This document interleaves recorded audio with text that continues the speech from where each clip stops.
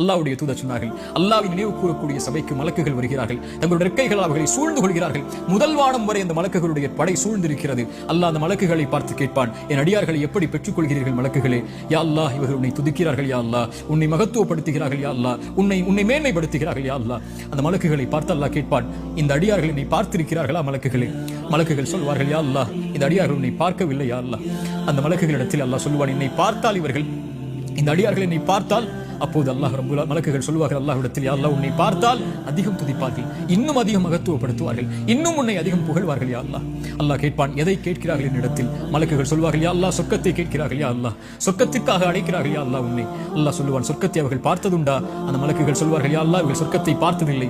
அல்லாஹ் சொல்லுவான், இவர்கள் சொர்க்கத்தை பார்த்தால் யா அல்லாஹ் இன்னும் ஆசை கொள்வார்கள், இன்னும் அதை நோக்கி வருவதற்குரிய செயல்பாடுகளை செய்வார்கள். அல்லாஹ் கேட்பான், எதிலிருந்து பாதுகாப்பை தேடுகிறார்கள்? யா அல்லாஹ், நரகத்திலிருந்து பாதுகாப்பை தேடுகிறார்கள். நரகத்தை அவர்கள் பார்த்ததுண்டா? மலக்குகள் சொல்வார்கள், இல்லை என்று அல்லாஹ் கேட்பான், நரகத்தை அவர்கள் பார்த்தால் யா அல்லாஹ், அதில் ஒருவரும் நுழைய ஆசைப்பட மாட்டார்கள், அதிலிருந்து விலகி விரண்டு ஓடி விடுவார்கள் செயல்களை கொண்டு.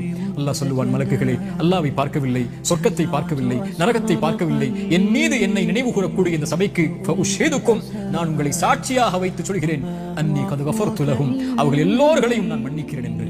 அல்லாஹு அக்பர். திக்ருல்லாஹி அஸ்ஸ வஜல், அல்லாஹ்வை நினைவு கூறுதல் சதா நேரமும் ரமதானில் காலையிலும் மாலையிலும் வாகனத்திலும் அலுவலகத்திலும் எங்கிருந்தாலும் அல்லாஹு அக்பர், லா இலாஹ இல்லல்லாஹ், சுப்ஹானல்லாஹ்.